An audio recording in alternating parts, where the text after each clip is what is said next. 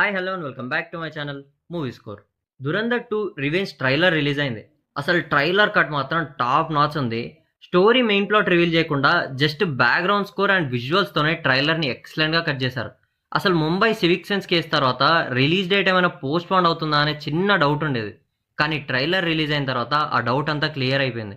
ట్రైలర్లో స్టోరీ గురించి చెప్పలేదు కానీ ఆ విజువల్స్తోనే సస్పెన్స్ని క్రియేట్ చేశారు. అసలు జస్క్రీత్ సింగ్ స్పైగా ఎలా మారాడు, మేజర్ ఇక్బాల్ చంపిన ఆ ఇండియన్ సోల్జర్ ఎవరు, అండ్ ఇంకా చాలా విషయాల గురించి లైట్గా హింట్ ఇచ్చారు. సో వాటన్నిటి గురించి మాట్లాడుకుందాం. ఒకవేళ వీడియో నచ్చితే లైక్ చేసి ఛానల్ని సబ్స్క్రైబ్ చేసుకోండి. ట్రైలర్ స్టార్టింగ్లోనే రెహమాన్ డకేట్ అండ్ ఉజేర్ ఖాన్ పోస్టర్ని ఎవరో చించి తగలబెడుతూ ఉంటారు. ఫస్ట్ టైం చూసినప్పుడు డౌట్ వచ్చింది, అసలు లియారీలో రెహమాన్కి అంత ఫాలోయింగ్ ఉన్నప్పుడు పోస్టర్స్ని ఎందుకు తగలబెడుతున్నారో అర్థం కాలేదు. కానీ కొంచెం జూమ్ చేసి చూస్తే అక్కడ అర్షద్ పప్పు వాళ్ళ గ్యాంగే ఆ పోస్టర్స్ అన్నింటినీ చించుతారు.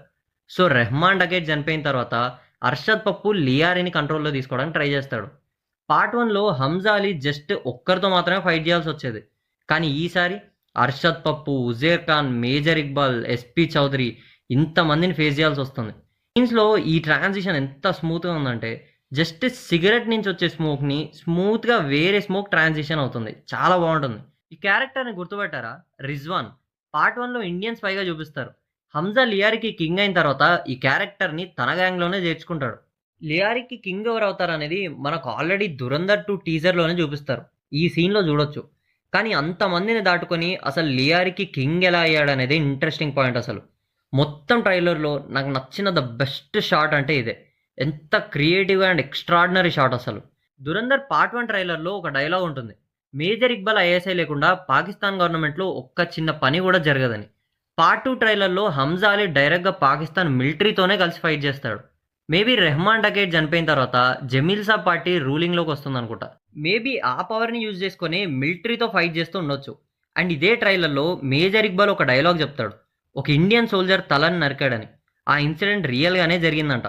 గూగుల్ ఇచ్చిన ఇన్ఫర్మేషన్ ప్రకారం major Iqbal real life inspired character Iliyasi Kashmiri ఫిబ్రవరి 2000లో మారుతి తలేకర్ అనే ఒక ఇండియన్ సోల్జర్ తలని నరికాడంట. అండ్ ఆ తలని సంచిలో వేసుకొని కోత్లీ అనే ఒక ఏరియాలో ట్రక్ మీద తలని పెట్టి ఊరేగించాడంట. అండ్ ఆ పని చేసినందుకు అప్పటి Pakistani government 1 lakh Pakistani rupees reward ఇచ్చిందంట. అండ్ ఆ తర్వాత ఇంకొక డైలాగ్ వస్తుంది, ఇప్పుడు ఇంకొక ఇండియన్ సోల్జర్ తలని స్తంభానికి ఎలాడేస్తా అని ఒక డైలాగ్ ఉంటుంది. అంటే మేబీ మేజర్ ఇక్బాల్కి హంజా ఒక ఇండియన్ సోల్జర్ అని తెలిసిపోతుందేమో. మూవీ చూసి తెలుసుకోవాలి. అండ్ ఆ తర్వాత సీన్లో జస్క్రీత్ ట్రైనింగ్ సీన్ని చూపిస్తారు. ఆ సీన్లో కనిపించేది రిజ్వానో కాదో తెలియదు కానీ చూడ్డానికి కొంచెం రిజ్వాన్ లాగానే ఉన్నాడు. ఒకవేళ రిజ్వానే అయితే ఇద్దరు ఒకే దగ్గర ట్రైనింగ్ తీసుకొని ఉండొచ్చు. కానీ జస్క్రీత్కు ఉన్న స్కిల్స్ వల్ల మేబీ స్పైగా తీసుకొని ఉండొచ్చు. అందుకే రిజ్వాన్ హంజా కంటే 1 year ముందే పాకిస్తాన్లో ఉంటాడు. ఆ తర్వాత సీన్లో హంజా గాల్లోకి డబ్బులు చల్లుతూ ఉంటాడు. మేబీ జమీల్ సాబ్ పార్టీ రూలింగ్లోకి వచ్చి ఉండొచ్చు. ఆ పక్కనే జమీల్ సాబ్ని కూడా చూడొచ్చు. ఆ తర్వాత సీన్లో రణ్వీర్ యాక్టింగ్ అయితే పీక్ స్టేజ్లో ఉంటుంది. అసలు సినిమా ఎంత వైలెంట్గా ఉన్నా ఎమోషనల్ సీన్స్ కూడా అంతే స్ట్రాంగ్గా ఉన్నాయి. ఆ ఒక్క షాట్లో భయం, బాధ, ఏదో కోల్పోయాననే ఫీలింగ్ అనిపిస్తూ ఉంటుంది. మొత్తం ట్రైలర్లో నాకు ఎక్కువ సస్పెన్స్ ఇచ్చిన షాట్ ఏదైనా ఉందంటే యాలిని గన్ను పట్టుకోవడమే. ఒక్కసారిగా షాక్ అయిపోయాను. అసలు యాలినికి హంజా ఇండియన్స్ పై తెలిసిపోయిందా అనే డౌట్ వచ్చేసింది. ఇంకా సినిమా చూసి తెలుసుకోవాల్సిందే. పార్ట్ 1లో సబర్ ఆర్ నజర్ అనే థీమ్ ఉండేది. కానీ పార్ట్ 2లో హోస్లా, ఇందాన్, బద్లా అనే థీమ్ని ప్రజెంట్ చేశారు. హోస్లా అంటే కరేజ్, ఇందాన్ అంటే ఫ్యూల్ అంటే ఎనర్జీ అని అర్థం, బద్లా అంటే మీకు తెలిసిందే రివెంజ్. మొత్తానికి కలిపి చూస్తే ధైర్యం అనేది రివెంజ్కి ఒక ఫ్యూయల్ లాంటిది, అంటే ఎనర్జీ లాంటిది. అండ్ ఒక షాట్లో ఉజేర్ ఖాన్ ఎవరితో తలని కట్ చేసి ఫుట్బాల్ ఆడుతూ ఉంటాడు. మేబీ ఆ తల హర్షద్ పప్పుదే అయి ఉండొచ్చు.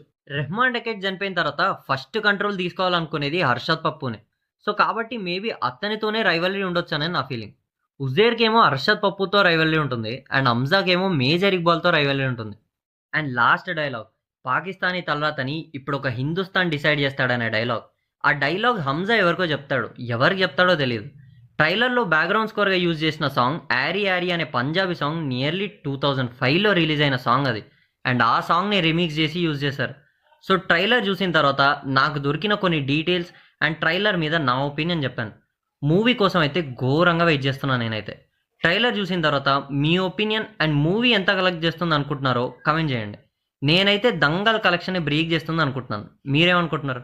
ఒకవేళ వీడియో నచ్చితే లైక్ చేసి ఛానల్ని సబ్స్క్రైబ్ చేసుకోండి.